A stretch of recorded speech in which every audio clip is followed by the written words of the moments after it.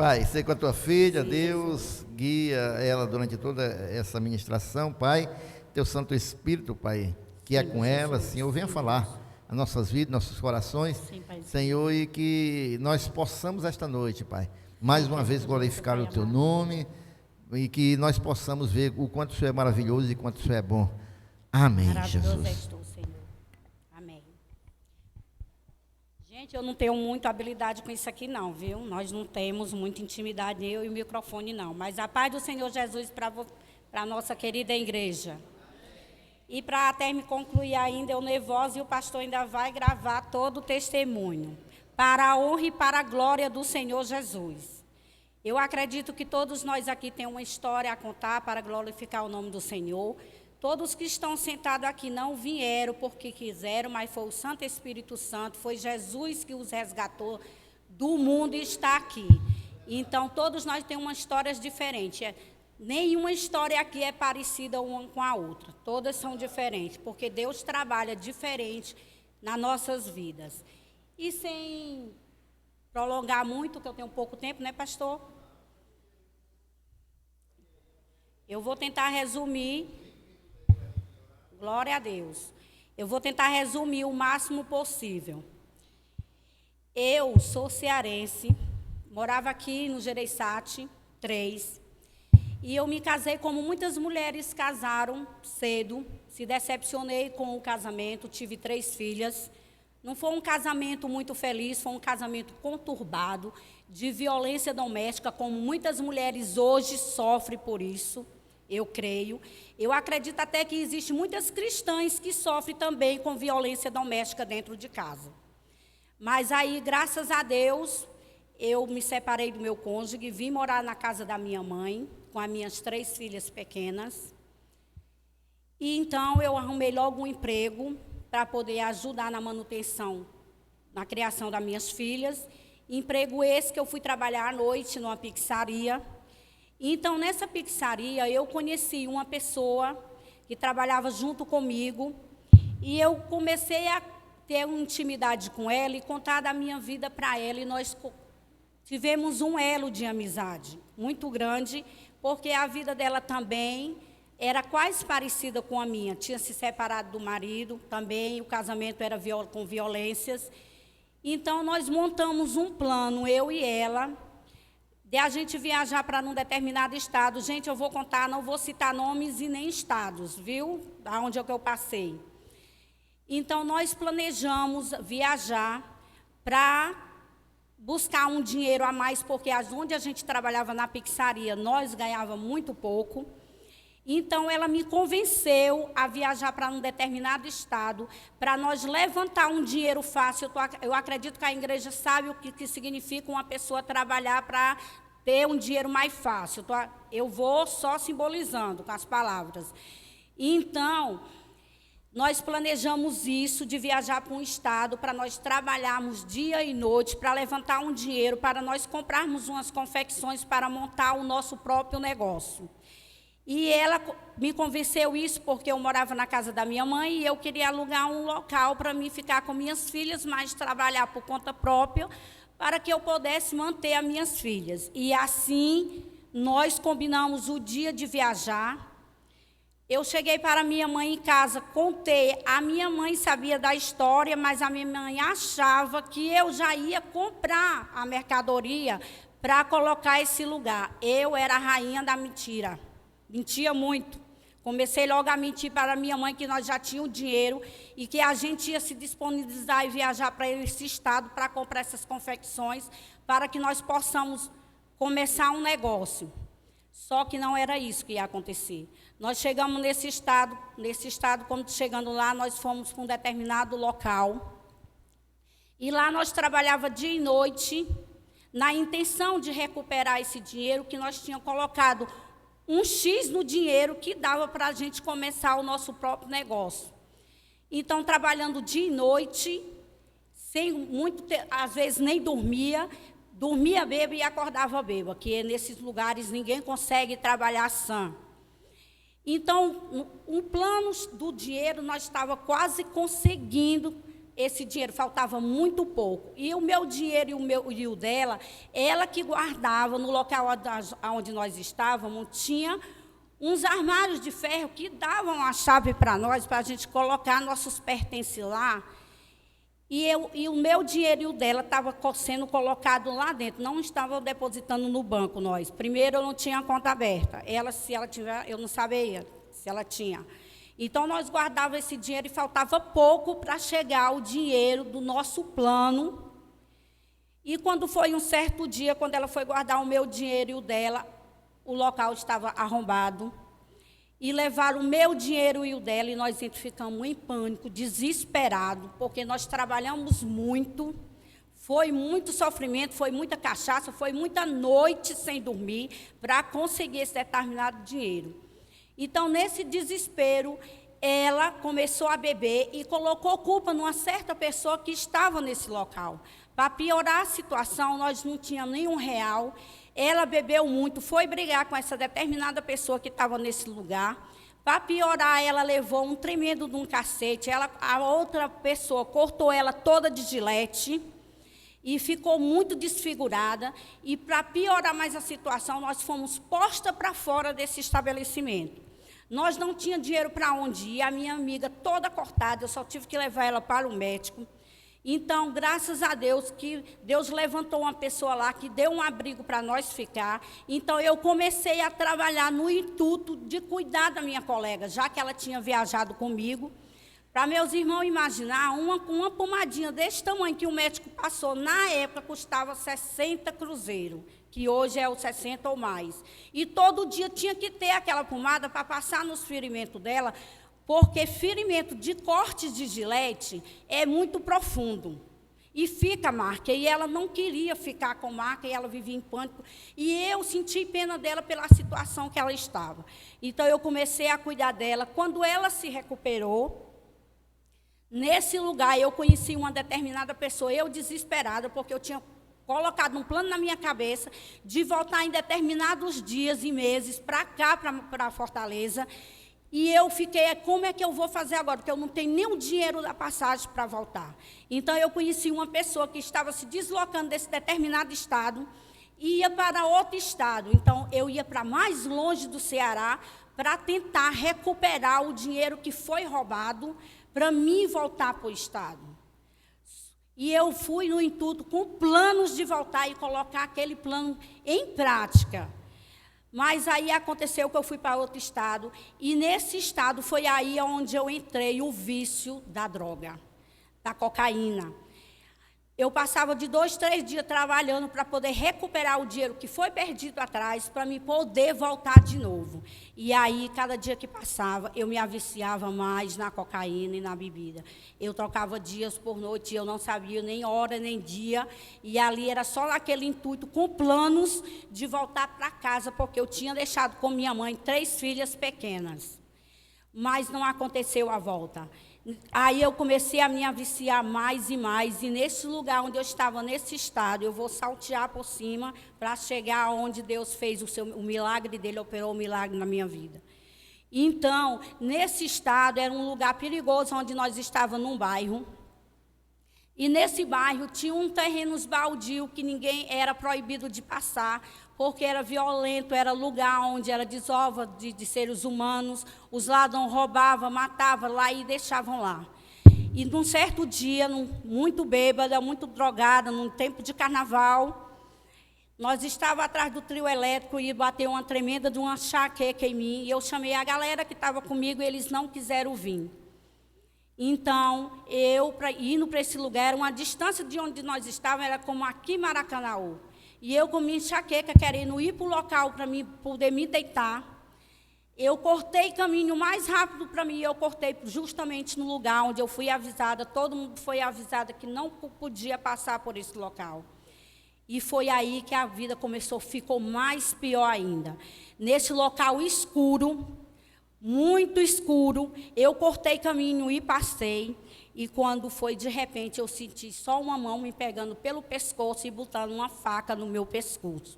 E mandando eu ficar calada e nem gritar. Como eu ia gritar? Que eu podia gritar que ali ninguém ia me acudir, que era um terreno ermo. E ao lado tinha uns prédios que estavam semi-terminados, começou a construção e não terminou.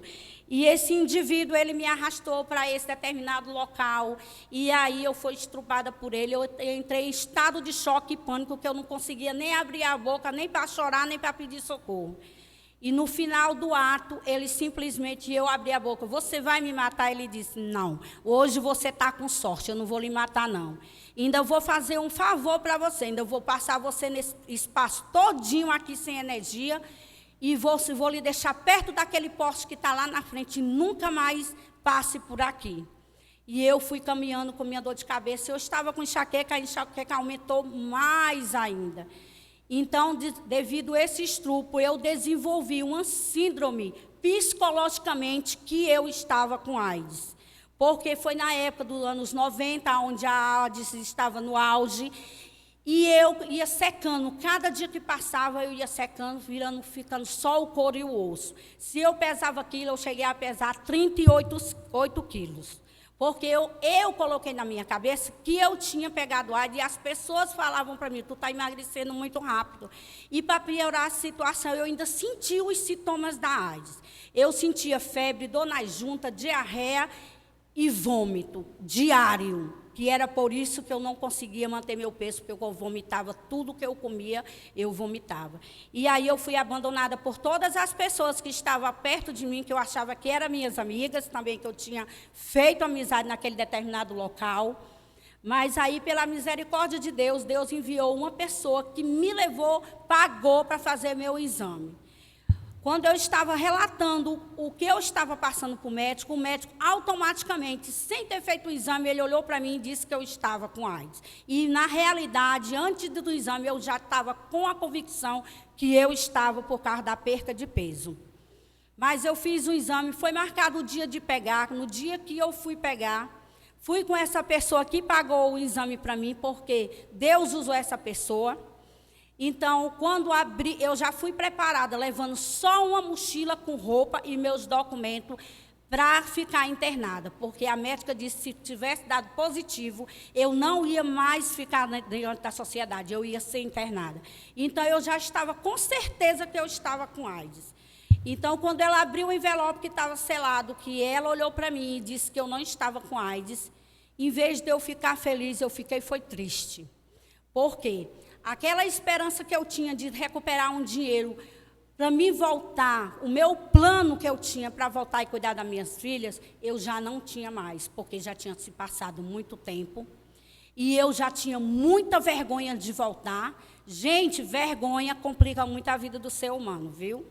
Eu tinha vergonha de chegar diante da minha família, da minha mãe, e no estado que eu estava, deplorável, viciada em eu sair bonitinha, lindinha da casa da minha mãe, eu ia voltar horrorosa e feia. Eu tinha vergonha de dar satisfação, eu tinha vergonha de ser um karma na vida da minha mãe, um fardo, e, portanto, isso foi colocado na minha cabeça e eu não consegui mais voltar com minha mãe em vida.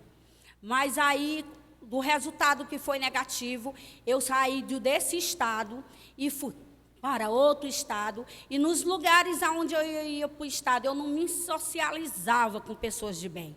Eu só tinha contato com aquele tipo de gente que meus irmãos imaginam como era, né?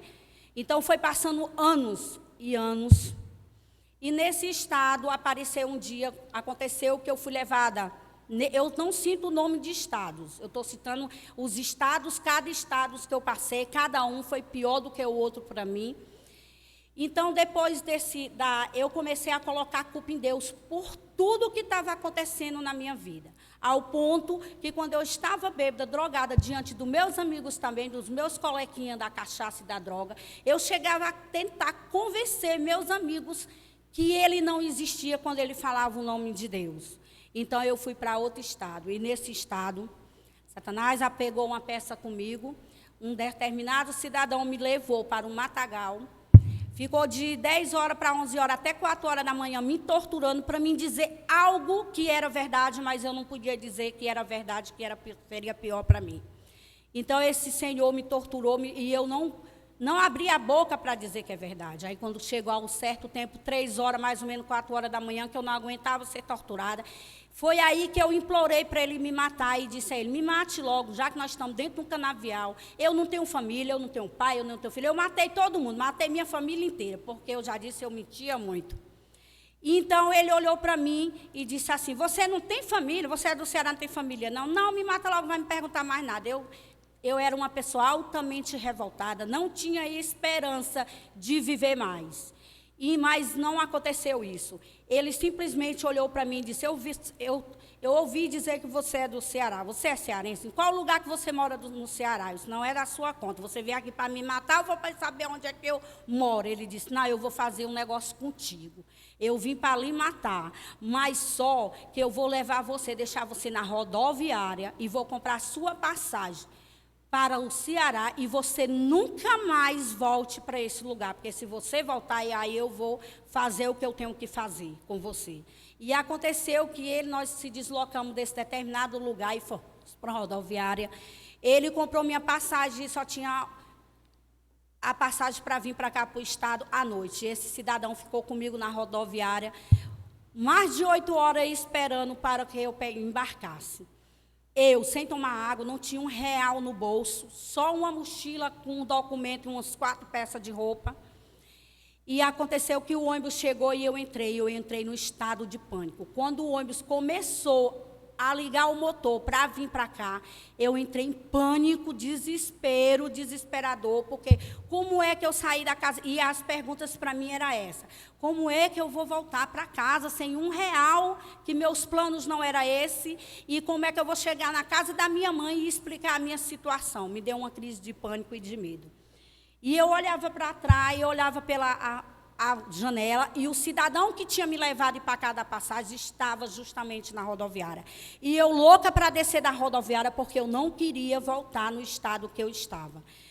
Aí o ônibus embarcou, eu cheguei perto do motorista, antes de sair da rodoviária, eu disse, cidadão, eu não quero mais ir para o Ceará, eu desisti. Ele disse, pois então me deu o papel, vai recuperar seu dinheiro. E eu saí me escondendo dentro da rodoviária, achando que ele ainda estava lá e fazer alguma coisa comigo. Conclusão, eu peguei o dinheiro e eu tinha uma colega que disse que está em determinado estado. Comprei a passagem para ir para esse estado, mais longe ainda do lugar onde eu estava. Cada dia mais eu ficava mais distante do estado do Ceará. Chegando nesse local, onde minha colega disse que estava, eu contei a história a ela e ela disse, pois você tem que sair daqui desse estado, porque esse cara é perigoso e se ele lhe pegar, ele vai lhe matar. Você teve sorte porque ele não lhe matou. E você não pode ficar na minha casa, porque ele pode descobrir, ele anda por todo canto, ele tem olheiro, ele tem tudo, e ele pode lhe pegar aqui e fazer um mal a mim e a você. Mas eu não tenho... Aí, para onde é que eu vou? Assim, vá para onde... Aí me disse um estado. Aí, nesse estado onde eu fui, foi aonde eu tive o último contato com minha mãe, através de uma carta que eu escrevi para minha mãe, dizendo, contei a história que estava acontecendo e que eu ia para São Paulo, mais distante ainda. Foi o último contato que eu tive com minha mãe através de uma carta. E aí eu fiquei em pânico. Eu andava nos locais mais ridículos que tinha, nos lugares mais de baixo escalão, com medo desse cidadão me encontrar. E aconteceu que um certo dia ele estava bem na frente do bar onde eu estava. Eu entrei num estado de choque, de pânico, me escondi dentro do banheiro e pedi ajuda às pessoas que estavam lá bebendo. Quando eu contei para o dono do bar foi me colocar para fora do bar. Não me deu auxílio. Mas aí, glórias a Deus e graças a Deus, eu fiquei perto de um taxista, escondida. O taxista viu que eu estava me escondendo. Eu contei a história a ele, toda me tremendo. Ele me colocou dentro do táxi e me tirou daquele estabelecimento aonde eu estava. Glórias a Deus e graças a Deus. Então, daí, eu fiquei com mais medo e fui para outro lugar mais distante para esse cidadão não me encontrar, porque eu tinha mais medo dele do que das doenças do mundo. Então, eu viajei para outro lugar e nesse estado foi aonde Jesus marcou o encontro comigo. Nesse estado, eu cheguei num estado deplorável. E fui para esses lugares aonde eu imagino que minhas irmãs estão entendendo o que eu estou falando. Então, nesse estado, aí foi que começou uma nova história da minha vida. Neste lugar, eu conheci uma senhora que era catadora de lixo e cuidava de uma criança que a filha tinha deixado com ela porque vivia na mesma situação que eu estava. Então, nesse local, eu peguei muito apego e muito amor por essa senhora, porque eu via ela, a minha mãe. Eu via ali ela com muito amor cuidando daquele neto, eu ficava imaginando minha mãe também cuidando das minhas filhas. E aonde eu andava, as pessoas não sabiam nada da minha vida, da onde eu vim, porque eu menti até o meu nome. Eu dei o meu nome de Jaqueline. Para todo mundo eu era conhecido como Jaqueline. Mas aí, maravilhosamente, Deus começou a trabalhar na minha vida, e eu comecei a sentir nojo do que eu estava fazendo, e eu comecei a buscar um emprego para mim trabalhar, e eu não sabia fazer nada, porque desde nova eu casei logo e fui morar e casar e me separar, não tinha experiência muito com as coisas, e Deus me levou para me cuidar de 3 meninas numa casa. E aí, nesta casa, quanto mais eu trabalhava 3 dias na semana, era uma tortura psicológica para mim, porque eu via aquelas crianças e eu imaginava minhas 3 filhas que eu tinha deixado para trás com minha mãe. Então, eu trabalhava 3 dias e, à noite, quando eu chegava do meu trabalho, eu ia para a casa dessa senhora para ficar com as netas dela, que ela também catava lixo, para ela coletar o lixo dela. E assim, eu fui pegando um amor e eu fui me enturmando com outros tipos de pessoa, fui afastando da minha vida as pessoas que eu tinha contato. Não deixava de falar, mas não tinha contato mais na roda dele de sentar nas calçadas para beber cachaça. Que eu não bebia cerveja nem nada, era só uma cachaça pura. Então, Deus maravilhosamente, pela sua misericórdia, pela sua graça que Ele tem por todos nós, como eu disse, Ele tinha marcado um encontro comigo neste local. E aconteceu de um dia, eu chegando do meu trabalho, fui para a casa da dona Laura, eu não sabia dizer não para a dona Laura. Eu tinha muito pena dela porque ela catava o lixinho, tinha que fazer a comidinha dela e para os netos. E eu, quando eu saio do meu trabalho, a minha vontade é só ir para a casa daquela senhora para ajudar ela a cuidar daquelas crianças. Era como se eu cuidasse daquelas crianças, eu tivesse tirado a minha culpa do que eu tinha feito com as minhas. Mas não tira. Então, quando um certo dia eu cheguei na casa dela, ela disse: Jaquinha, amanhã vai vir aqui umas meninas da igreja. Nesse bairro onde nós morávamos, era um bairro pequeno, todo mundo se conhecia. Aí ela citou o nome das irmãs que ia, porque estavam fazendo uma casa de paz.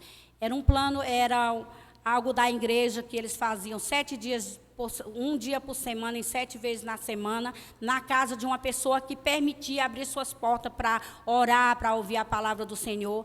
E essas irmãs foram visitar a dona Laura, e a dona Laura concordou em aceitar elas. Então, eu perguntei qual o dia que ela vem. Quinta-feira, de 7 às 9. Mas eu não perguntei com interesse de ir, não. Eu perguntei com interesse de quando elas estiverem lá, eu nem ir. Porque eu não ia. Quando eu ia lá, que elas estavam lá, eu me escondia. Mas Deus é lindo. Quando foi no 7º, a última visita que ela foi fazer na casa da dona Laura, Deus fez a dona Laura esquecer que era quinta-feira e a mim também.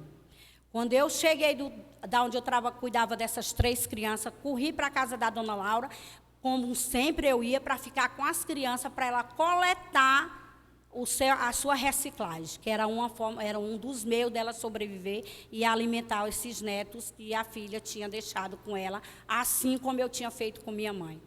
Mas chegando lá, quando eu estava lá preparando um jantar para nós, chega as 2 irmãs, que nós tomamos até um susto. Hoje é quinta-feira. Aí a Laura, hoje é quinta, eu não estava nem sabendo que era quinta-feira. E ela dona Laura, hoje é quinta-feira, é a última dia da nossa visita.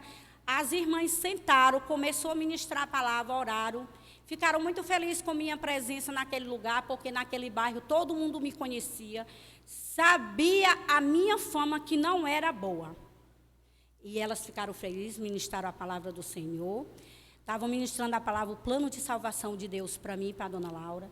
E naquele exato momento, todas as palavras que estavam sendo dirigidas da Lu para mim, eu me tocou, aquelas palavras veio diretamente no meu coração. E eu comecei a chorar, e uma das crianças que estava lá disse, ô Jaquinha, por que tu está chorando? Porque elas não entendiam por que eu estava chorando. Mas eu sabia que aquelas palavras todas foram tocadas por mim. Então, elas foram embora, ficaram felizes e me fizeram um convite para mim, para a dona Laura e todas as crianças, que no sábado ia haver na igreja, na congregação delas, um encontro de mulheres, que era um congresso de mulheres, só para mulheres, e convidou eu e Laura para ir para o congresso. Então, quando elas saíram, eu fiquei muito feliz. Laura, eu vou e nós vamos. E as crianças, nós vamos também, todos concordando. Quando foi na sexta-feira, fui trabalhar, quando eu voltei, a meu grupinho da cachaça me convidando para me beber, eu não senti mais vontade de beber. E todo mundo oferecendo, por que tu tem? Está doente, está de ressaca, trabalhou muito? Não, eu não estou afim de beber. Fui para a casa da dona Laura, dormi na sexta-feira com ela lá e no sábado da jante, nós vamos escolher nossas roupas para ir para o congresso. Com aquela maior alegria, todo mundo da casa, todo mundo feliz, nós felizes também, e eu feliz também, eu senti uma paz de aceitar ir para uma igreja. Mas quando foi 4 horas da tarde, a menorzinha das crianças bateu uma febre. Que febre é essa que não tinha remédio nenhum que passava? E a dona Laura disse, eu não vou não hoje para a igreja. Aí eu também disse, eu também não vou não. Mas eu disse aquele não, mas com a vontade imensa de ir para a igreja. Aí, quando chegou 6 horas, aquela vontade imensa disse, Laura, eu vou para a igreja. Ela disse, tu vai só? Tu vai só? Eu disse, não, eu vou convidar uma das minhas amigas, que era amiga de farra, para ver se, essa que eu convidei, para ver se ela vai comigo. Cheguei na casa dessa minha amiga, expôs toda a história para ela, que eu estava com vontade de visitar, eu tinha sido convidada, e ela disse assim, eu vou com você. Eu estou com vergonha de entrar na igreja sozinha. Não, eu vou com você, não se preocupe não. E essa amiga foi comigo. Chegamos, foi muito recebido, a igreja estava lindamente, todo o povo ficou feliz em ver eu e minha amiga naquele lugar, sentamos, e no momento da palavra, quando a pastora começou a ministrar a palavra foi sobre o encontro de Jesus com a samaritana. Quando ela começou a ministrar a palavra, quando o Espírito Santo usou ela para ministrar aquela palavra, todas as palavras que saíam da boca daquela missionária eram dirigidas todas para mim. Parece até que ela sabia de toda a minha vida. Aí eu cutuquei a minha irmã, a minha amiga que estava comigo, disse, é incrível, tudo que essa mulher está falando é tudo o que eu passei. Aí, quando de repente o Espírito Santo usa ela, e ela abre a boca dela e diz assim, ei, você que chorou muito, você que foi abandonada, você que está no vale da sombra da morte, que já passou, você que já passou por situações, eu quero te dizer que aqui tem um Jesus que quer te salvar. Essa palavra foi para mim como uma espada aguda, e ela atravessou o meu coração, e naquele exato momento eu me ajoelhei diante da igreja e comecei a chorar, pedir perdão a Deus por tudo que eu tinha feito na minha vida. E a igreja, de um lado, umas irmãs vinham me acalentar, a minha amiga foi com vergonha de me ver chorando daquela forma. E eu ajoelhada pedindo perdão a Deus, e foi nesse exato momento que eu não sei como aconteceu, que o Santo Espírito Santo de Deus, que já estava trabalhando em mim, desde quinta-feira, me pegou pela mão e me levou diante do altar, diante da missionária. Nesse mesmo dia, eu entreguei a minha vida a Jesus. E nesse dia foi muito choro dentro da igreja. As irmãs lá que moravam nesse bairro, que conheciam a minha fama, como eu já relatei, muitos choraram comigo, muitos me abraçaram, e me levaram para uma sala, começaram a conversar comigo, e eu conversando com minhas irmãs como se eu já fosse parte da família. Me senti confortável dentro dessa congregação. Glórias a Deus e graças a Deus. Então, nesse dia de congresso, o que estava dando de presente para os visitantes era uma Bíblia. E eu ganhei uma Bíblia. E eu segurava essa Bíblia como se eu estivesse segurando o maior tesouro que há na terra. Com uma felicidade tão grande, jantando, participando depois do culto, ceando com minhas irmãs, eu já me sentia à vontade naquele local. Então, terminou o culto e eu fui para minha casa, numa felicidade tão grande deste mundo, que eu nem sentia as minhas pernas andando até eu chegar onde eu morava. Aí minha amiga me convidou, vamos para em casa tomar um cafezinho, e minha vontade todinha era chegar em casa, abrir a Bíblia no livro onde estava falando sobre a parte da samaritana e o encontro de Jesus, para mim me aprofundar mais naquele estudo, porque ali me tocou. Fui para minha casa, comecei a ler, reler, meditar e chorar, e fiquei adiante do Pai, pedir perdão por tudo que eu tinha feito a minha mãe e minhas filhas. Mas aí eu comecei a congregar. E eu era aquela tipo de, como todos novos convertidos, que se dá o máximo para a igreja. Tudo que tinha da igreja, eu estava participando de tudo. Tudo que me chamava, eu estava me participando de todo evento da igreja. Eu era aquela que chamava, elas me acolhiam, me chamavam para participar da igreja, para me envolver com a igreja, porque a maioria das irmãs ali morava naquele bairro e sabia a história de vida que eu tinha. Aí aconteceu que anos depois eu já me batizei depois, um pouco tempo depois de aceitar Jesus, eu me batizei e comecei a ser na igreja uma farsa. Eu era uma mentira. Eu tinha me convertido, aceitado Jesus, glórias a Deus e pela misericórdia dele. Ele me tirou da lama, me tirou daquele mundo, mas eu vivia ainda na lama. Porque eu vivia uma mentira diante das minhas irmãs. Minhas irmãs não sabiam do meu passado.